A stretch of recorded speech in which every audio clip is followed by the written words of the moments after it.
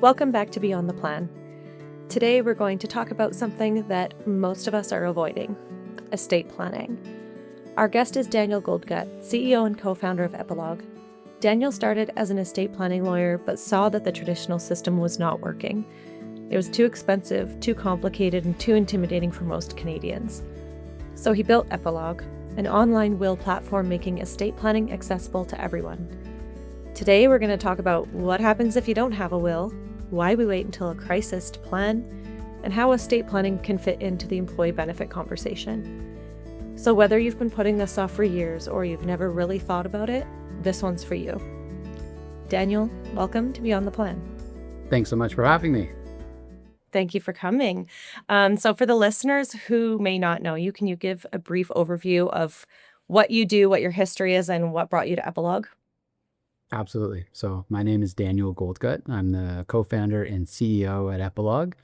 I was previously a tax and estate planning lawyer in Toronto, so doing private company tax planning and estate planning for clients here in Toronto. Through that experience, I saw how people struggle with making wills and thought if we could simplify the process and automate it, make it more approachable and more accessible, we could help people to actually get it done. So back in 2019, I left private practice to start Epilogue to fulfill that mission. I think for me and a lot of people that I've talked to, writing a will is a very scary thing. What was the breaking point that made you realize that we needed a better way for people?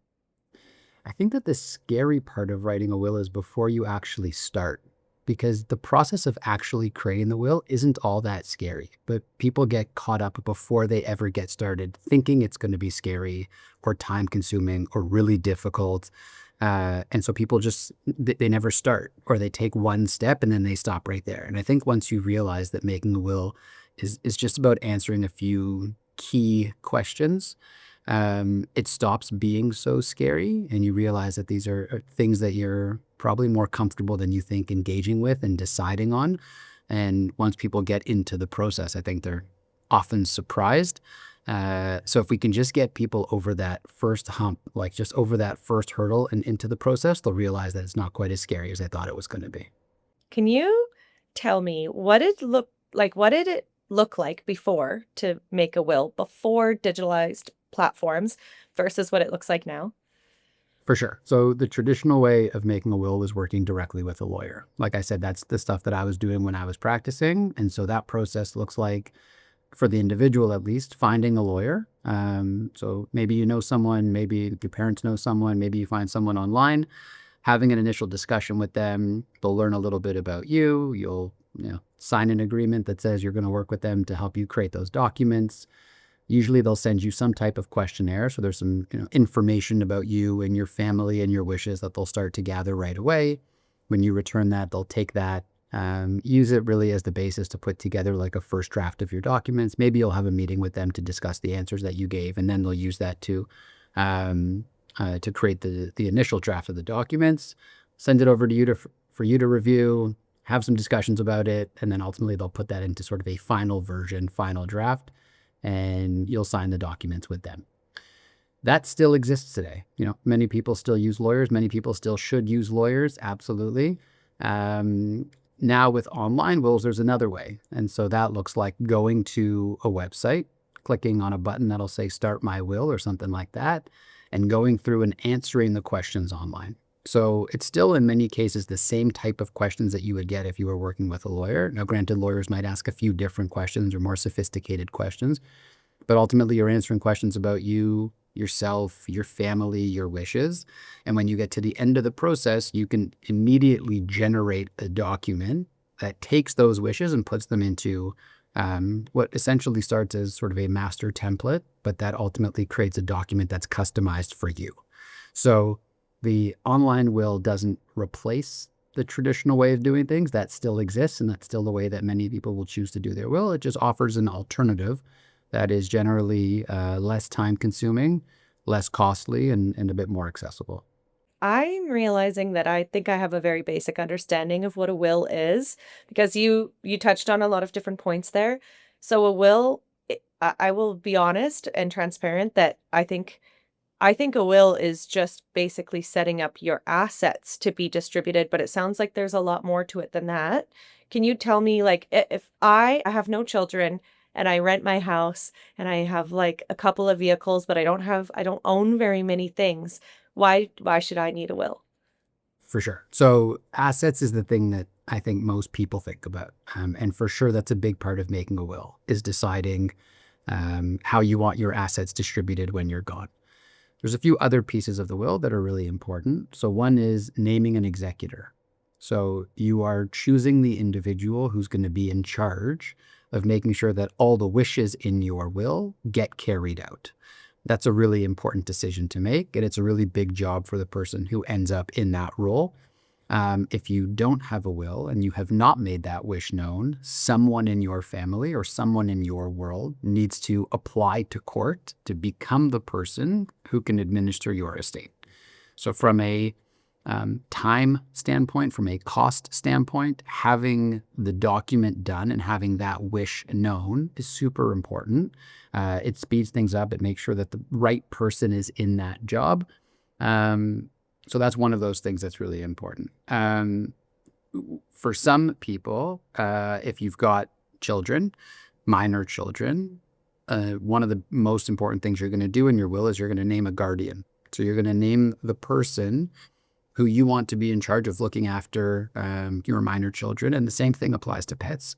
So if you've got pets, you're going to name the person or the people that you want to be in charge of caring for your pets when that time comes. So for sure, distribution is a big one and it's really important. I mean, one thing I'll say quickly on that, most people think that when they make a will, they need to itemize everything that they own. You need to like create a list of everything that you own, and then you need to decide this that goes here and this goes here and this goes here. Generally speaking, that's not how it's done. Most people in their will are going to talk about their assets more broadly. So they'll say, for example, let's say someone is married. They might say, I leave everything to my spouse. Now, they don't need to itemize what that means. It means this house and it means this car and it means that. I leave everything. So it doesn't matter necessarily what I own today, because what I own today might not be what I own in 5 years or 10 years or 20 years or 50 years when I go. So the more important thing is to decide who you want to get your stuff when the time comes, recognizing that it might not be the same stuff, let's say, as what you have today. Okay. Okay, I have more questions now. So if you don't have a will and someone has to then volunteer to be the executor of your will after you pass, what if more than one person wants to be the executor and then a competition starts? Like, how does that get decided? It's possible. So the same thing that can happen with someone wanting to be your executor can also happen with people wanting to be guardian of minor children. And so different people might think they're the right people for the role or the right people for the job. So ultimately that plays out in court. Those people will apply and the court will make a decision, a determination on a number of factors. And it's different across the provinces to decide who should be put in charge and who should be put into that role. And so making your wish known right away is really impactful and really important. When you put someone in charge, like if you put a guardian down, do you have to have their sign off on that? Or can you, like, you must have to, right? You can't just put someone's name down and then they end up with your kids when they weren't expecting that. So they don't need to sign the document, like they don't need to sign the will, and they don't need to sort of accept the role ahead of time. And ultimately, it's not that they are then forced into it. It's a wish that you're expressing. And in many cases, the document might also include language that would say, this is a temporary appointment, but I want this individual to apply to court to become the permanent legal guardian. And so there's steps that can be taken and in some cases need to be taken, depending on the province, for that person to be put into the role permanently. So, it's a good idea to speak to the people that you're naming, to speak to the executor, to speak to the guardian, to say, this is what I want you to do. Will you accept this role when the time comes? It gives you a bit more peace of mind and it allows that person to prepare. But ultimately, they don't need to sign the document on the day you create it to say, I will accept that role. Because things change. I mean, you could name an executor in your will and that person may pass away before you do. So they can't even do the job, or they may be incapacitated. They may move to a different country. So there's lots of factors that can sort of change whether or not that person would be appropriate when the time comes, whether they could do it and whether they will do it. But it is a good idea to have those conversations ahead of time to get an understanding, because it would be silly to name someone who absolutely will not take the role. So at myHSA, we did an exercise using Epilogue where employees here were doing their wills together just to have the experience together. And some people struggle with the thought of death. How do you support them and make that feel safe for them to go through that process? For sure. So I think that there are some people, there's probably some segment of the population who just will not make a will because there is a belief that making a will means it is more likely that they are going to die. I think there's certain cultures, there's certain places where that is just a feeling that people have. And when it comes to that, I don't think there's much that we can do to get them past that. And there's just some portion of the population who will not be able to get past that feeling. For the other people, the other part of the population who says, I'm a little bit nervous about doing it, I think once they get started, I mean, for us, the way that we've built our platform is we ask very sort of simple, straightforward questions, and we ask them one at a time. So going through the epilogue process, no one is getting an open text box where they're expected to write out the language that they want to ultimately appear in their will. It's simple and straightforward. It's one question at a time, and it's questions that for the most part are very easy to answer. So when you're going through the sort of initial questions, do you have a spouse or partner? Do you have children? Where do you live? Not difficult questions to answer, things that people are ready for. Once you get it a little bit through, there may be some questions that are a little bit more difficult, or things that people maybe hadn't considered ahead of time and need to consider now, like naming a guardian for minor children. But you can stop and pause and think about it. You can ask questions, you can discuss it with your spouse, you can go and discuss it with the people who might be guardians, and then you can come back when you're comfortable, when you're ready, when you know the answer to that question. The other thing with Epilogue is you can make updates for free. So you might go through and have a pretty good idea of what you want the document to look like today and what your wishes are today, knowing that if that changes in 6 months or in 6 years, you can come back and update it. So it is it's set in stone until it's not, right? The document is the way it is, and it includes those wishes, and they've been signed, and that's your will, but you can change it. And so I think that gives people a lot of comfort to know that they don't need to sit down and make decisions that are necessarily going to be for the next 50 years. You make decisions today in terms of what your wishes are today, and you can change the document as your wishes change. And that's like unlimited, like as many times as someone needs to make a change, they can do that and it doesn't cost anything, hey? That's right. Oh, that's cool. That's not how it works in traditional estate planning, I assume. No, it doesn't. Lawyers generally charge by the hour. That's just part of practice. I mean, sometimes you can go and get like a set price for a will or a set price for wills and powers of attorney. But if you want to go back and make updates, the lawyer needs to put the work in. So they charge for their time. And so it might be one very small change that you want to do, but if you haven't been to that lawyer in 10 years, they might want to go back through, understandably, and take a look at the document the way it was. And there may be more that needs to be updated.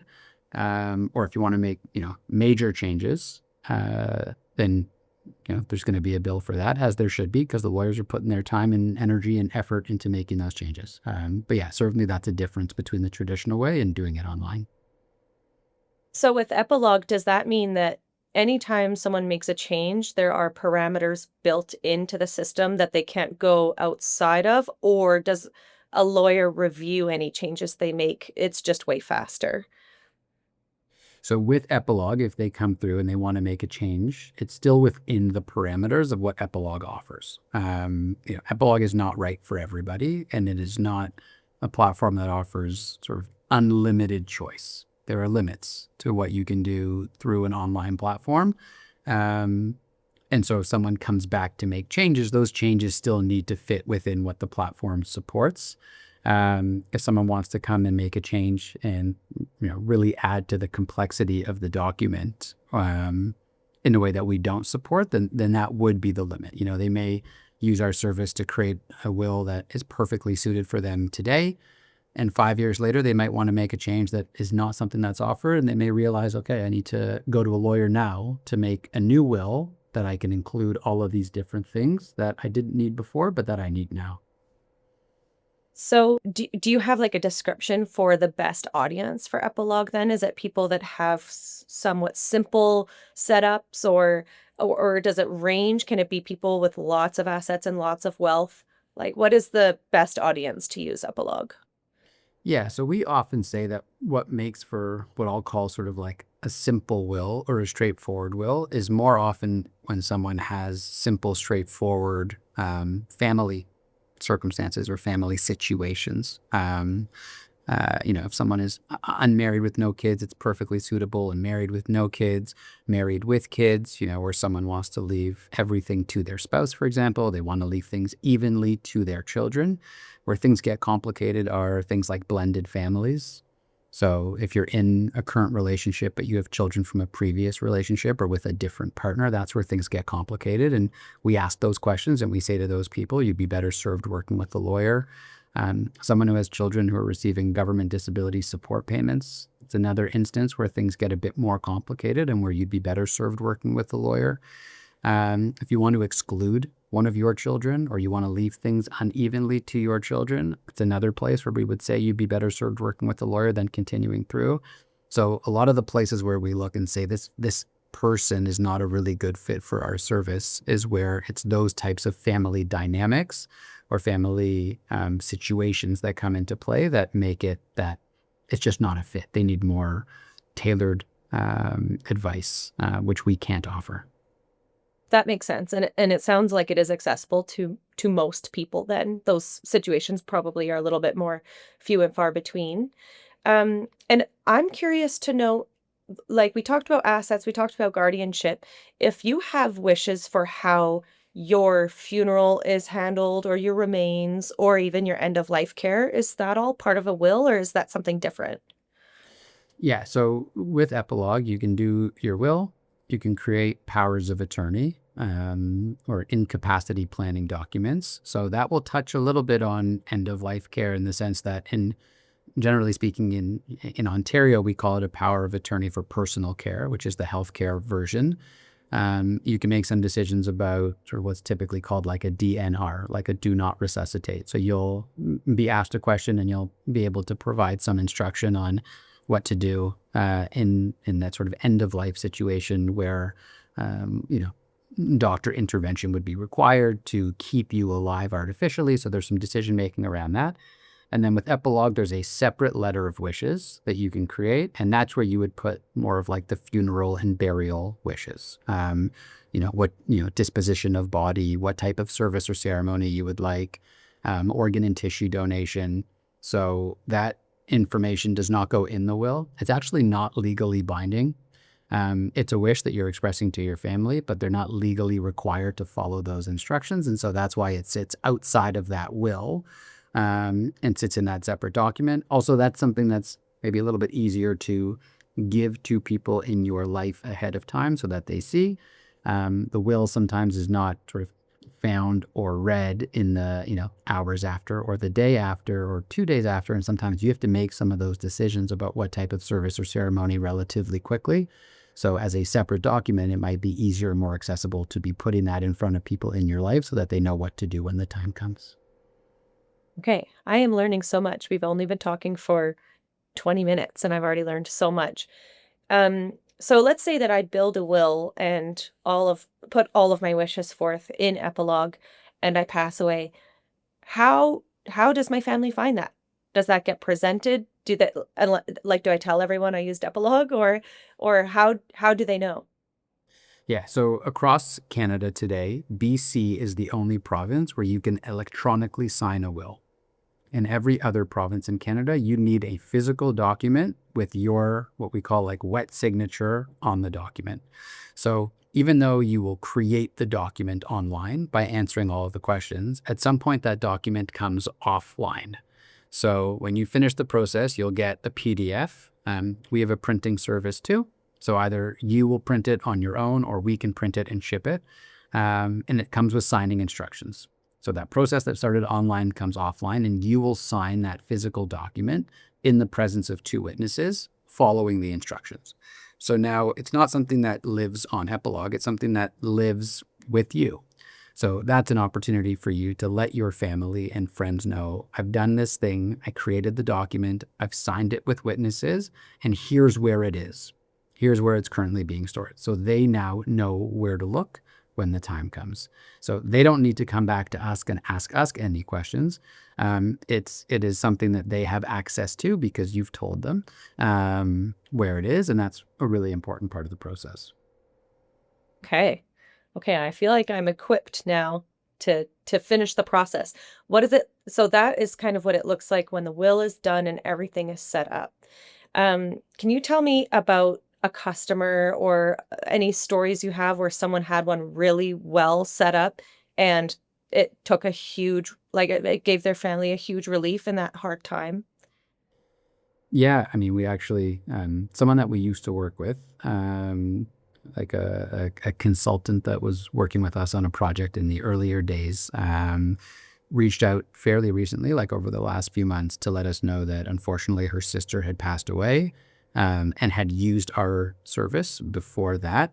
And having that document in place was a huge, was really important to make things easier during that time.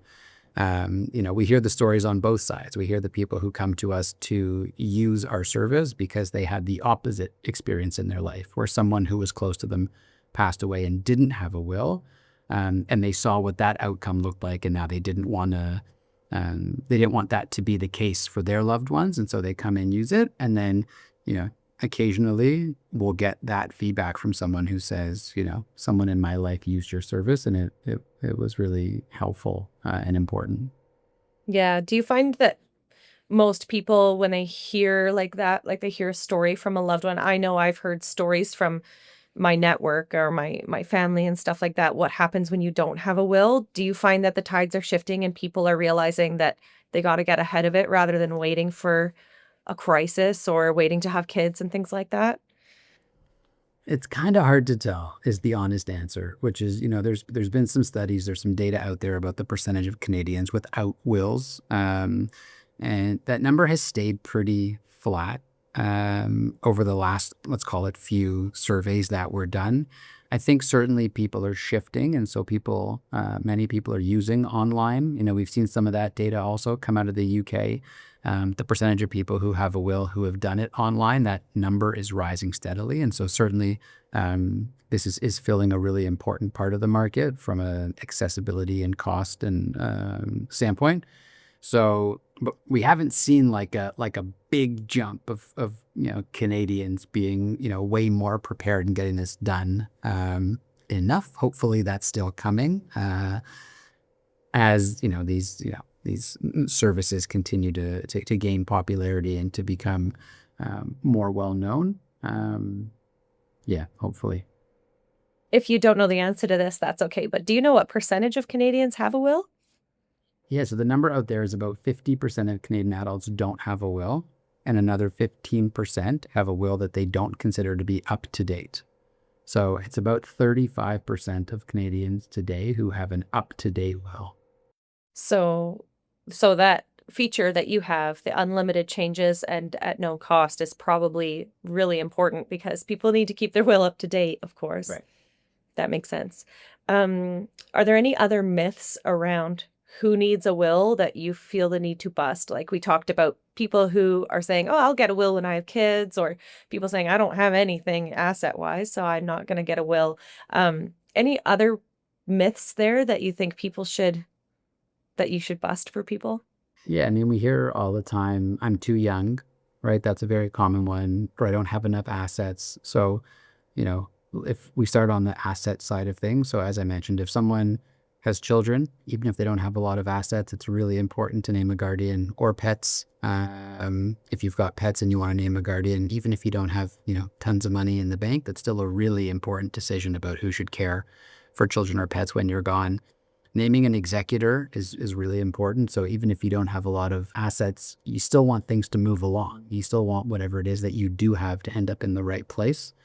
If someone doesn't have a will, how their assets are distributed is based on the rules of your province. And so it might be that your assets go to someone who you wouldn't want to get them, who you might not have a great relationship with. And so you don't get to choose that. The rules are set in the province. They're strict. It's, some people would say like, no, everyone will be reasonable, right? Like it's sort of like the money will go to whoever needs it or some version of that. But that's just not actually how it works. It's very prescriptive. It goes to whoever the law says it goes to.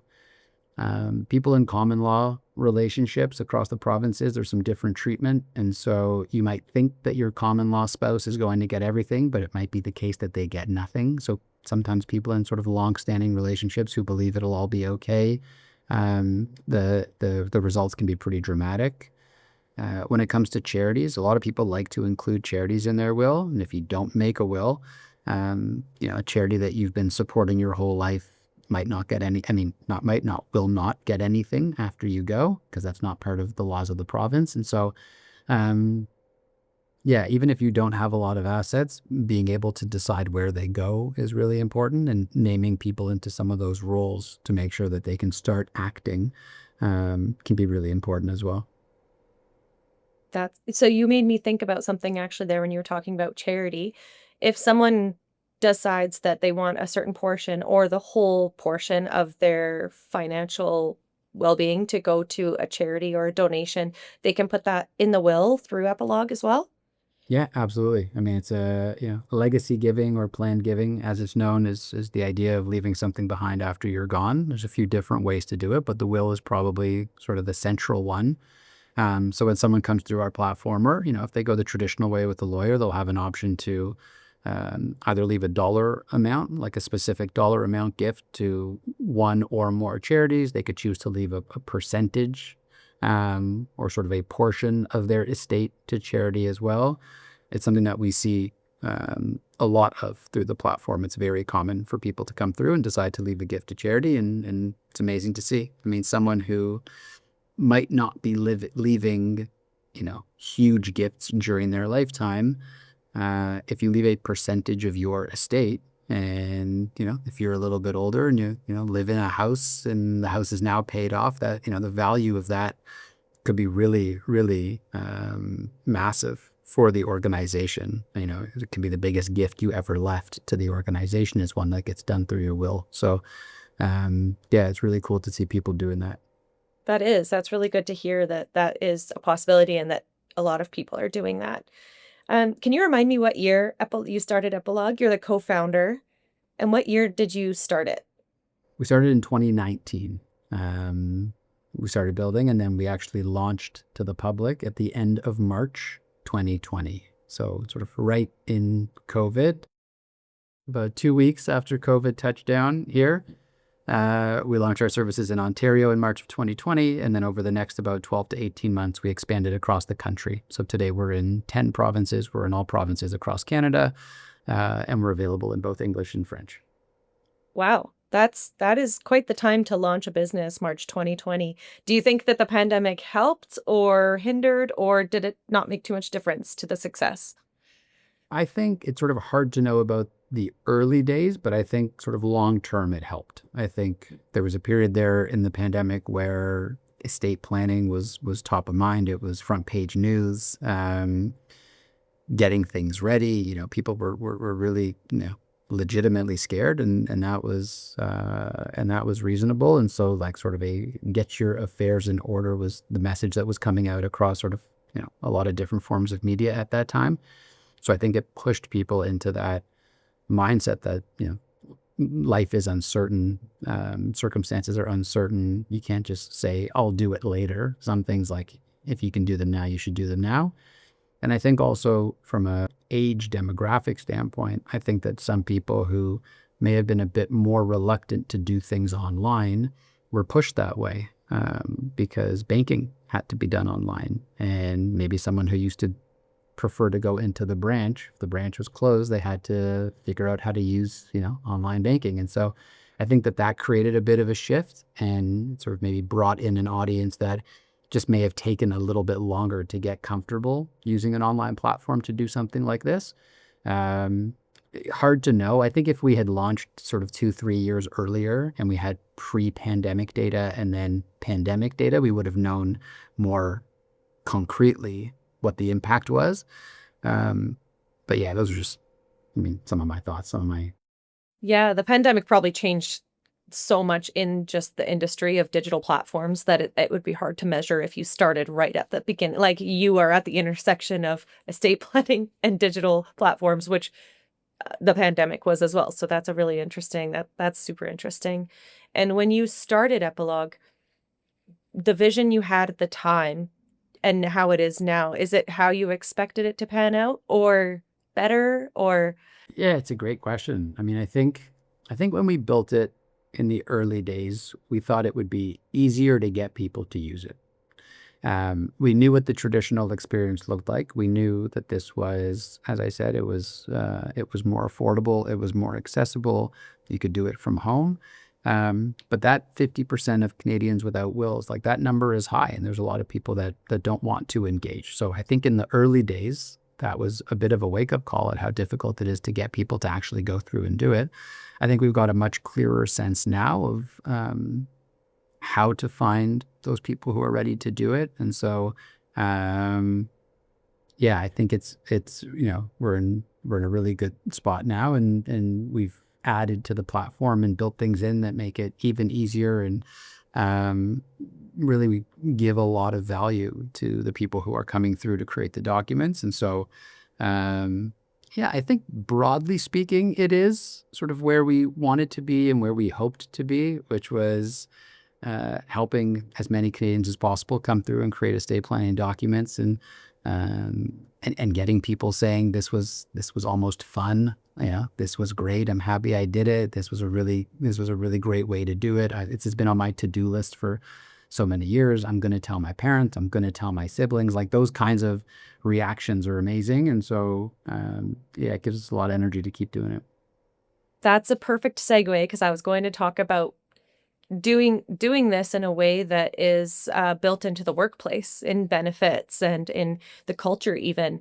Like I was saying earlier, people at myHSA we talk about it openly as we were going through it. We talked about the process, what we were doing. Obviously, everybody has their own discretion over what they want to talk about. But even the sense of community of doing it might help with the conversation feeling lighter and things like that. And I want to talk about it being part of an employee benefit plan.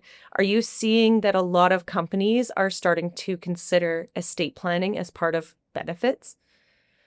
Yeah, there's definitely been a shift. We're starting to see it a lot more. I think it's one of those things that would have been really hard to put into the benefits world if it's the traditional way of doing it, where it's the pure legal services and working directly in the way that it might be hard to put other sort of those professional services into a benefits plan. Now it fits a little bit easier. And because it really is for, let's call it the masses, it's an easier thing to go out and put in front of your employees. It's something that adds a ton of value. Like I said, everybody needs one. And so if you can find a way to put it out in front of them and it's accessible and affordable, with free updates for life, you can, as the employer, be really impactful at getting this person set up and providing immense value, not just for them, but for their families in the event that they use it and the time comes. And this is something that people will be really thankful for, that you played some role in helping them get it done. Yeah, I think that's so true. I think helping with the lift of it and the financial aspect of it. I know for us, my HSA and Epilogue have been working together for a long time, and we do get people coming in and they're excited to see that it is part of their benefit package. For Epilogue, do you find that you're getting more people coming direct or through their employers or through groups? What do you see for purchase power? Yeah, we still get more people that are coming through direct. that are finding us through either our relationship with different financial advisors, financial institutions, people that are coming through because they hear about us in different ways. But certainly in the employer context, it's growing, and it's a part of the business that we're excited to continue growing because, like I said, we see value for the employer and value for the employee, and it works really nicely together. Yeah, and I think that's something that we're trying to do too at myHSA is put more power in the employee's hands, especially if they already have a spending account, especially a taxable spending account, which is what this would fit under. It's really nice if they can just log in and see it as an option. Or on the flip side, the employer can just buy it for every employee. And it's just like you said, it's just a great way to help employees along in the process. Did you have any final thoughts that you wanted to share to wrap up? Yeah, I think the big takeaway is it's not as difficult as people think it is to get your will done. So my advice usually is just start. Like the fear in the buildup that's stopping someone from even getting to the starting line, I think quickly goes away and dissolves once you do. So you'll realize that you're sort of more equipped and better prepared to answer these questions than you thought you were. You'll realize that there's not as many difficult questions as you expected there to be. And it's not the kind of exercise, like I said, where you need to itemize every single thing that you own and come prepared with a list. Like you certainly need to have a general sense of what what you owe and what you own. So that you've got sort of an idea of what would be left to be distributed out to your beneficiaries, out to the people in your life. But it's not so hard once you get started, and it's important to do. And so start somewhere, realize it's not so difficult, and then continue on. Whether that's going the traditional route of working with a lawyer or looking into the online options, just start somewhere, start asking questions, start doing a little bit of poking around, and you'll realize it's not as scary as you thought it was going to be, and you're far more ready to get it done than you maybe thought you were. Yeah, and I think it's probably once people do just do it, like you said, it's probably such a huge relief for them. And they know that they're leaving their family and loved ones in the best possible situation for something that is most definitely going to be a hard time. The best thing you can do is try to support your own family through that. So I think that it is so important. And thank you so much for educating me and our listeners about the importance of it. My pleasure. Thanks so much for having me. Thanks again so much for joining us today for Beyond the Plan podcast. If you want to know more about Epilogue or you want to make a simple, smart online will, you can go to epiloguewills.com. And if you want to know more about what myHSA does, you can go to getmyhsa.com. You can follow me on LinkedIn at Danielle Constantine, and you can follow our podcast wherever you get your podcasts. It's called Beyond the Plan, and we'll catch you next time.